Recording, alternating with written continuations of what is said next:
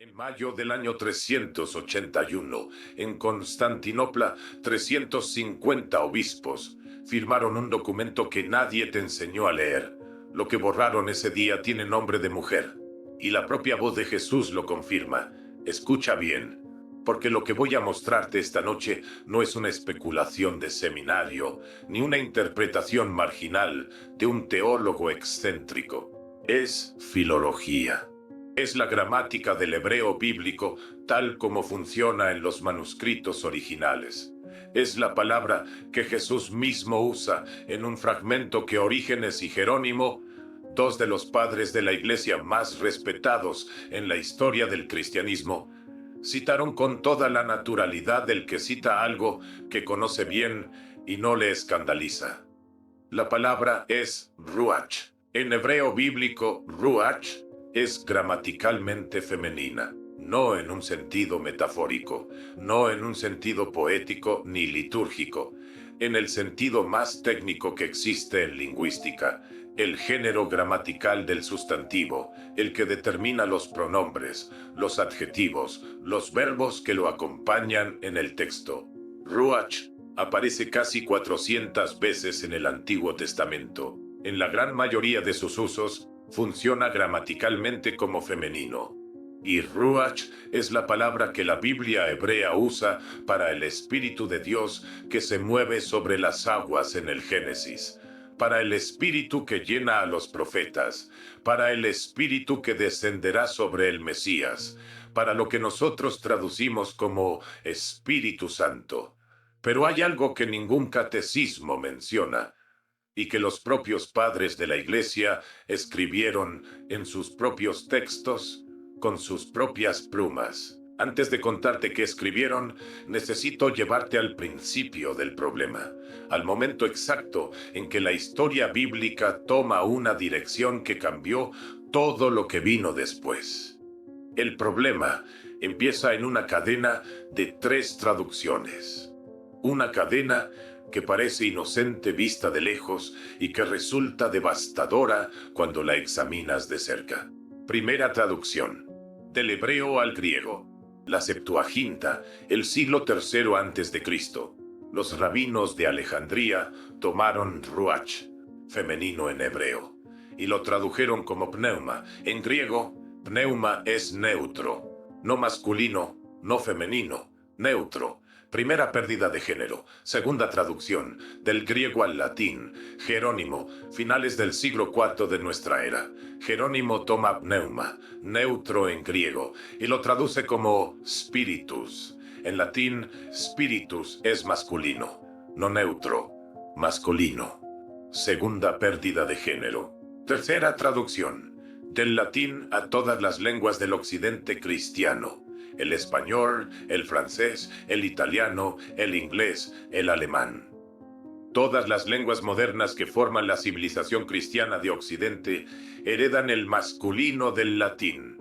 El Espíritu Santo como Él, como Señor, como persona masculina de la Trinidad. Una cadena de 3 pasos. Del femenino hebreo al neutro griego. Del neutro griego al masculino latino. Del masculino latino a la cultura occidental entera. Y en un momento voy a mostrarte las palabras exactas, la voz de Jesús mismo. Pero antes de llegar a ese fragmento, necesitas entender que el problema no es solo gramatical. El problema es que había personas en los primeros siglos del cristianismo que sabían exactamente lo que ese cambio de género implicaba, que conocían los textos hebreos, que conocían las tradiciones orientales donde el espíritu seguía siendo femenino, que lo escribieron, que lo citaron y que, de alguna manera que voy a explicarte con fechas y nombres concretos, esa tradición quedó enterrada. Me costó años formularme esta pregunta con claridad, no porque la evidencia fuera oscura, sino porque la pregunta correcta era la que nadie quería hacer en voz alta en los espacios donde yo trabajaba. Era el otoño de 2009, un congreso de teología en Monterrey, en el Centro Cultural Universitario del Tecnológico. Yo llevaba entonces unos 15 años en la cátedra de la BUAP, enseñando hermenéutica y filosofía antigua. Había preparado una ponencia sobre el género gramatical del Espíritu Santo en las fuentes patrísticas. Un análisis técnico, con fuentes primarias, con referencias a los textos griegos y hebreos originales, con las citas exactas de Orígenes y Jerónimo que te voy a mostrar en unos minutos. El panel estaba compuesto por 5 teólogos, 4 de ellos con formación conservadora sólida, personas respetables, inteligentes, con décadas de trabajo académico, no fanáticos, no ignorantes. Me dieron 20 minutos para exponer. Expuse. Mostré los textos. Mostré las citas. Mostré la gramática hebrea. Mostré la palabra exacta que usó Jesús en el fragmento que voy a citarte. Después vinieron los comentarios, 3 minutos cada uno. El primero comentó que mi análisis era interesante, pero que confundía gramática con teología. El segundo sugirió que el género gramatical de una palabra en una lengua muerta no tiene implicaciones teológicas. El tercero no comentó el contenido en absoluto. Habló sobre la necesidad de contextualizar los textos patrísticos dentro del magisterio de la Iglesia. Ninguno de los 4 cuestionó ninguna de mis fuentes. Ninguno señaló un error en las citas. Ninguno demostró que los textos no decían lo que yo afirmaba que decían. Simplemente no hablaron de eso. Salí al pasillo durante el descanso. El café del tecnológico llegaba frío a esas horas de la tarde. La tarde de Monterrey en octubre tiene una luz seca y brillante que no se parece a nada. Estuve un rato mirando el patio, con los textos en la mano, pensando en lo que acababa de ocurrir. Tenía las fuentes en la mano. Tenía los textos originales, tenía las citas exactas, y había hablado a un muro. Semanas después, la BUAP me informó que el proyecto de investigación para publicar el paper no recibiría financiamiento institucional, sin explicación detallada, con el lenguaje administrativo habitual que no cierra ninguna puerta, pero no abre ninguna tampoco. Ese fue el momento en que entendí que la gramática, en ciertos espacios, no es un argumento lingüístico, es un argumento político. Pero volvamos al texto, porque en un momento voy a darte la primera revelación, la que cierra el primer tercio de este análisis. Y para entenderla en su peso real, necesitas saber quiénes son las personas de las que hablo. El Evangelio de los Hebreos es un texto judeo-cristiano del siglo I o II de nuestra era. No es un evangelio gnóstico. No es un texto herético encontrado en el desierto. Es un texto que circulaba en las comunidades judeo-cristianas primitivas, especialmente en Egipto, y que fue conocido, citado y comentado por 2 de los padres de la Iglesia más influyentes de la historia. El primero es Orígenes de Alejandría, probablemente el intelectual cristiano más riguroso del siglo III, un hombre que sabía hebreo, griego y latín, que leyó los textos originales con una profundidad que pocos de sus contemporáneos podían igualar. El segundo es Jerónimo de Estridón, el mismo Jerónimo que tradujo la Biblia al latín, la Vulgata, y cuya traducción se convirtió en la Biblia oficial de Occidente durante más de 1000 años.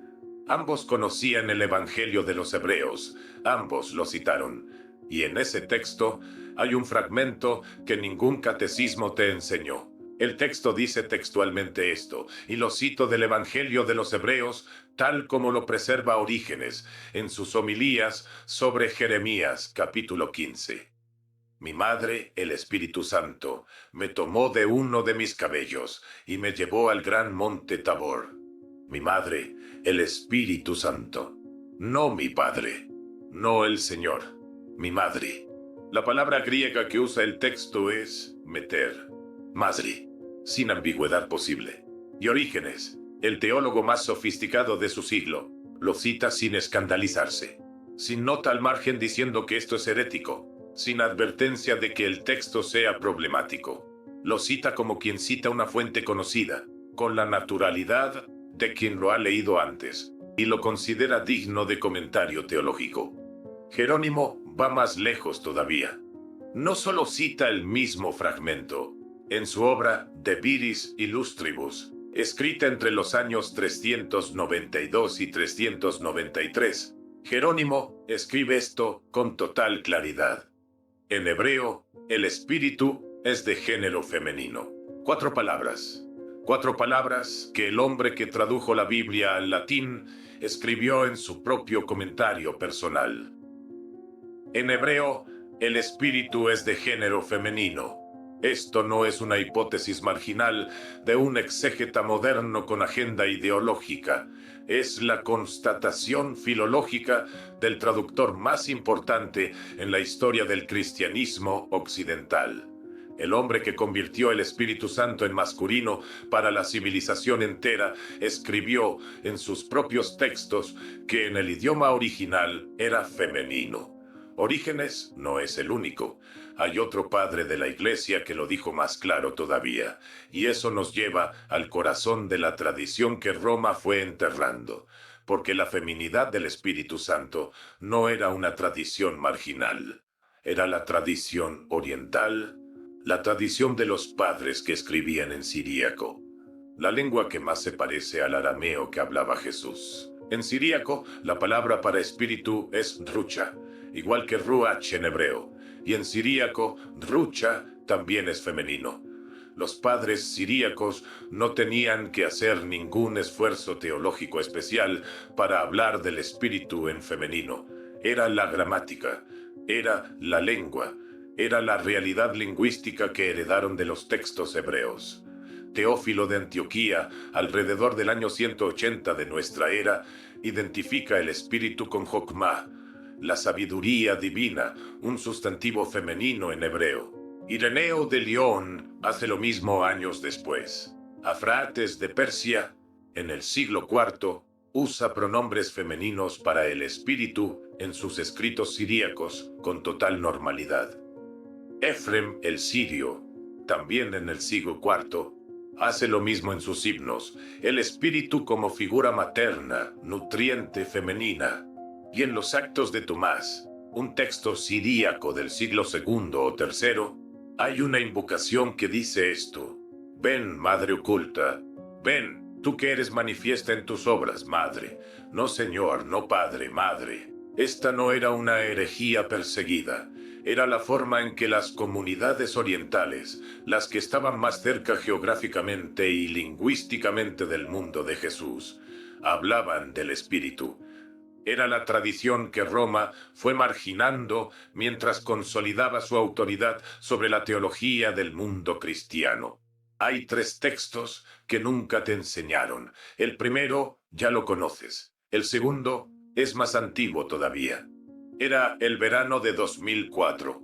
Yo llevaba entonces varios años buscando la edición española de las Odes de Salomón, uno de los himnos cristianos más antiguos que se conocen, datados por los especialistas en el siglo I o II de nuestra era, posiblemente anteriores a algunas cartas de Pablo, un texto que estuvo perdido para el mundo occidental durante siglos y que reapareció en un manuscrito siríaco descubierto en 1909 por el académico británico J. Rendell Harris. Había oído hablar de las Odes en un congreso en la Ciudad de México. Alguien había mencionado la Ode 19 de pasada, como se mencionan las cosas que se conocen bien y cuya importancia no se termina de calibrar en ese momento. Una ode que, me dijeron, contenía una imagen de la Trinidad bastante diferente a la que estamos acostumbrados. Bastante diferente, ir a quedarse corto. Encontré la edición española en una librería de viejo en Puebla, en la calle 5 de Mayo. Una edición de 1956 de la editorial Maroba, con el lomo deteriorado y el papel amarillado de décadas en una estantería. La compré por 5 pesos. 5 pesos por un texto del siglo I que había pasado 1500 años olvidado. Esa noche, en mi estudio, con el café frío en el escritorio y la lámpara encendida, abrí la Ode 19 y leí esto. El texto dice: una copa de leche me fue ofrecida y la bebí con la dulzura del Señor. El Hijo es la copa, el Padre es aquel que fue ordeñado, y el Espíritu Santo es aquella que lo ordeñó. El Espíritu Santo es aquella que lo ordeñó, aquella, pronombre femenino, Dios Padre como fuente, el Espíritu, en femenino como madre, como la que obtiene la leche del Padre, el Hijo como la copa que la recibe y la ofrece. Cerré el libro.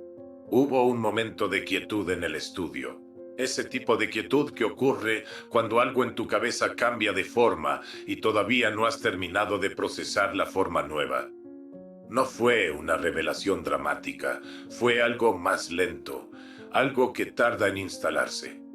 Volví a abrir el libro, leí la Ode de nuevo, después otra vez. Después, la imagen de la Trinidad como familia, Padre, Madre, Espíritu, Hijo, estaba ahí, en un texto cristiano del siglo I o II, anterior o contemporáneo a los evangelios que conocemos, antes de Nicea, antes de Constantinopla, antes de que los concilios decidieran lo que la Trinidad era y lo que no era. No fue destruida, no fue quemada, simplemente quedó desaparecida del canon. Un texto que nadie te enseñó, en una edición de 5 pesos, en una librería de viejo, que lleva 16 siglos diciéndonos algo sobre cómo los primeros cristianos imaginaban al Espíritu. Porque entonces fue un olvido lingüístico, una negligencia de traductores que no prestaron suficiente atención a la gramática hebrea. Espera, antes de llegar a la respuesta, necesitas entender el mecanismo concreto a través del cual todo esto se cerró. El evento que tiene fecha, que tiene nombre, que tiene un resultado documentado. El Concilio de Constantinopla, convocado por el emperador Teodosio I en el año 381 de nuestra era. 350 obispos reunidos en la capital del Imperio Oriental. El objetivo principal del concilio era teológico: condenar a los macedonianos y neumatomaquianos, los grupos que negaban la divinidad del Espíritu Santo. Paradójicamente, el concilio que iba a proclamar la plena divinidad del Espíritu fue también el concilio que consolidó el marco lingüístico masculino, que borró su feminidad de la tradición occidental. El resultado del concilio fue el Credo Niceno-Constantinopolitano, la versión ampliada del Credo de Nicea que todavía se recita en las misas católicas de todo el mundo. El artículo sobre el Espíritu Santo dice esto: Señor y dador de vida, que procede del Padre. Señor. En latín, Dominum, masculino, explícitamente masculino. La teología fue redactada en griego, donde pneuma es neutro, pero el documento oficial se distribuyó y se aplicó en latín, donde spiritus es masculino. Y los teólogos orientales que escribían en siríaco, los herederos directos de la tradición donde Rucha era femenina, quedaron marginados del proceso. La tradición femenina no fue votada, no fue debatida ni rechazada en ninguna sesión conciliar. No hay ningún canon del Concilio de Constantinopla que diga que el Espíritu Santo no es femenino. Simplemente quedó fuera del marco lingüístico que se impuso. El latín imperial absorbió la teología y la masculinizó en el proceso. Pero hay algo más. Lo que te voy a decir sobre Jerónimo cambia el tipo de institución de la que estamos hablando, porque la masculinización del latín podría haber sido una consecuencia no buscada, una pérdida de matices en la traducción, una gramática que no preservó el género del original hebreo. Eso podría explicarlo. Eso sería comprensible. Un accidente lingüístico en la historia de la transmisión textual. Excepto que Jerónimo sabía. Jerónimo tradujo la Biblia al latín entre los años 382 y 405 de nuestra era. En ese mismo periodo, concretamente en los años 392 y 393, escribió De Viris Illustribus. Y en De Viris Illustribus, al comentar el Evangelio de los Hebreos, escribió lo que ya te cité. En hebreo, el espíritu es de género femenino. Jerónimo escribió eso en el año 392. En la Vulgata, que completó en el año 405, usó spiritus, masculino en latín, de forma consistente en todo el texto. En cada uno de los pasajes donde el texto hebreo original tiene ruach. En cada uno de los pasajes donde el texto griego tiene pneuma, sin excepción. No fue ignorancia, no fue descuido. Jerónimo había escrito explícitamente en su propio comentario personal que sabía que el Espíritu Santo era femenino en hebreo, y en la traducción que millones de personas leerían durante los siguientes 1000 años, usó el masculino de forma sistemática. Dejó escrita la constatación filológica en el comentario que nadie leería, y enterró la información en la traducción que todo el mundo leería. Era el invierno de 2013. Tenía una visita a la Biblioteca Palafoxiana programada para revisar fuentes sobre política conciliar en la Iglesia Latina. Trabajaba en un artículo que terminó siendo algo diferente de lo que empecé. En la sala de consulta, esperando que me trajeran un volumen de patrística, me crucé con un hombre que conocía de vista. Un benedictino retirado que llevaba años usando las colecciones de la Palafoxiana para un trabajo sobre la historia de la exégesis bíblica en Nueva España. Tenía la costumbre de sentarse siempre en el mismo lugar, cerca de las ventanas que dan al patio, con un diccionario de latín eclesiástico siempre abierto al lado. Un hombre preciso, económico en las palabras, del tipo que dice exactamente lo que piensa sin necesitar más palabras de las necesarias. Le pregunté, porque llevaba semanas con el problema de Jerónimo en la cabeza, si él tenía alguna explicación para la decisión de Jerónimo, para la contradicción entre lo que escribió en De Viris Illustribus y lo que hizo en la Vulgata. El hombre escuchó la pregunta sin prisa, dejó un momento pasar. No un silencio incómodo, sino el silencio de alguien que organiza lo que va a decir antes de decirlo. Y respondió: sí, Jerónimo lo sabía. Todo el mundo lo sabe. Pausa. No se habla de eso. Lo dijo sin dramatismo, sin indignación, con la frialdad específica de quien describe una regla que lleva mucho tiempo vigente y con la que ha aprendido a convivir sin agitarse. No se habla de eso. No hay conspiración, no hay documentos quemados, no hay reunión secreta donde se decidió ocultar la verdad. Hay algo más sutil y más perturbador. Hay una regla tácita, transmitida de generación en generación en los espacios donde se maneja este conocimiento, que dice: esto se conoce, no se discute en público. La Vulgata se convirtió en la Biblia oficial de Occidente. Durante más de 1000 años, los europeos leyeron la Biblia solo en latín. El hebreo original estaba disponible para los especialistas, pero la lectura crítica del hebreo, el método que permite ver lo que Jerónimo sabía y eligió no reflejar, fue sistemáticamente desalentada. Spinoza fue excomulgado, entre otras razones, por insistir en que el hebreo original importaba más que las traducciones autorizadas. La respuesta no está en el concilio, está en una traducción y en una frase que el propio Spinoza habría subrayado. En el capítulo 7 del Tractatus Theologico Politicus, Spinoza enuncia su principio hermenéutico fundamental. El lenguaje de los textos sagrados debe ser analizado como se analiza el lenguaje de cualquier documento humano, sin privilegios metafísicos, sin la presunción de que la traducción es tan sagrada como el original. con los mismos instrumentos que usaríamos para leer cualquier otro texto de la antigüedad. Aplicado al problema del Espíritu Santo, ese método produce un resultado que los textos no pueden negar. Ruach es femenino. Eso es un dato filológico. Jesús llamó Madre al Espíritu Santo en el Evangelio de los Hebreos. Eso es un texto citado por Orígenes y Jerónimo, dos fuentes del canon patrístico. La Ode 19 de las Odes de Salomón describe al Espíritu como la que ordeña al Padre para amamantar al Hijo.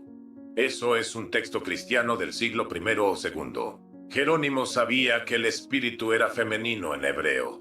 Lo escribió en De Viris Illustribus, y en la Vulgata usó el masculino latino de forma sistemática.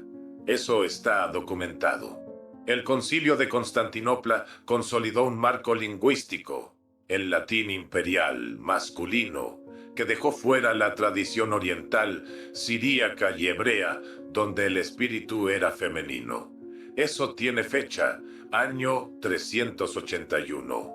Lo que Spinoza habría dicho no es que el Espíritu Santo sea una mujer. Eso sería confundir un dato gramatical con una declaración metafísica. Lo que Spinoza habría dicho es que alguien tomó una decisión datable, una decisión con nombre, una decisión que tiene consecuencias que se extienden hasta hoy. La masculinización del Espíritu Santo no es una verdad revelada. Es un proceso documentable, con etapas específicas, con personas concretas que tomaron decisiones concretas en momentos históricos concretos. El hebreo ruach, femenino, se convirtió en el griego pneuma, neutro. El griego pneuma, neutro, se convirtió en el latín spiritus, masculino. El latín spiritus, masculino, se convirtió en el señor del credo niceno-constantinopolitano. Y Jerónimo, que sabía todo esto, dejó escrito que lo sabía y eligió no reflejarlo en la traducción que la civilización entera leería. No estoy diciendo que el espíritu sea mujer. Estoy diciendo que alguien decidió que no lo fuera. Y esa decisión tiene fecha, tiene nombre y tiene un motivo que los documentos, si se leen con el método que Spinoza enseñó, hacen perfectamente visible. Quiero que hagas un ejercicio esta noche, no un ejercicio espiritual, un ejercicio intelectual, del tipo que Spinoza practicaba con el bisturí de la razón. Busca el Génesis capítulo 1, versículo 2. El texto dice, y el Espíritu de Dios se movía sobre la faz de las aguas. En hebreo, Ruach Elohim, Merachefet al Pnei Hamayim. La palabra Merachefet, se movía, está en forma femenina en hebreo. No porque alguien lo haya forzado, sino porque el verbo concuerda gramaticalmente con Ruach, que es femenino. En la primera página de la Biblia, en el segundo versículo de todo el texto, el Espíritu de Dios actúa con gramática femenina. No en el siglo I, no en los textos apócrifos, en el Génesis, en el principio de todo. Lo que cambia cuando sabes esto no es la fe, eso es tuyo. No me pertenece ni a mí, ni a ningún filósofo, ni a ningún concilio. Lo que cambia es la certeza de que las instituciones eligieron qué datos comunicar y cuáles no, y que esa elección no es teología revelada. Es política lingüística, es arquitectura institucional. Y lo que Spinoza habría señalado con su precisión habitual, aplicando el método del Tractatus a este problema específico, es esto. Cuando una institución controla el acceso al idioma original de los textos que considera sagrados, controla la interpretación de esos textos, y cuando controla la interpretación, controla el significado de las palabras que sus fieles repiten semana a semana, sin saber que esas palabras llegaron hasta ellos a través de decisiones que alguien tomó, con nombre, con fecha y con motivos que la historia registra si uno sabe dónde mirar. Has llegado hasta aquí. Lo que acabas de ver, Ruach femenino, Jesús llamando madre al Espíritu, las odes de Salomón, Jerónimo que sabía, el concilio de 381, No está en libros prohibidos, no requiere acceso a archivos secretos, requiere leer el hebreo original, requiere conocer los textos que los propios padres de la Iglesia citaron sin escandalizarse, requiere aplicar al texto sagrado el mismo rigor que aplicarías a cualquier otro documento histórico. Eso es todo lo que Spinoza pedía, que se leyera con método, no con fe, que el idioma original importara más que las traducciones autorizadas, que los documentos se examinaran en su contexto histórico, con las herramientas de la filología, sin la presunción de que la versión oficial es la versión completa. ¿Qué cambia si sabes esto? Yo tengo una respuesta. No te va a gustar, no porque sea apocalíptica ni provocadora, sino porque es mucho más simple de lo que esperabas. Cambia la pregunta que haces cuando escuchas las palabras que has oído toda tu vida. La próxima vez que escuches el Espíritu Santo en una misa, en una oración, en un sermón, puedes preguntarte, ¿qué palabra hay detrás de eso? ¿Qué idioma la generó? ¿Qué traducciones la transformaron antes de llegar a aquí? ¿Qué decisiones tomaron los hombres que eligieron estas palabras en lugar de otras? Eso no destruye la fe. La persona que quiere mantener su fe puede mantenerla completamente con toda esta información en la mano. Lo que destruye es la ilusión de que las palabras que llegaron hasta nosotros son idénticas a las palabras que estuvieron en el origen. La ilusión de que no hubo proceso. La ilusión de que las instituciones simplemente transmitieron sin transformar. Hay un benedictino retirado en la Palafoxiana que lo resumió en 5 palabras. No se habla de eso. Yo llevo 11 años hablando de eso. Haz con esto lo que quieras.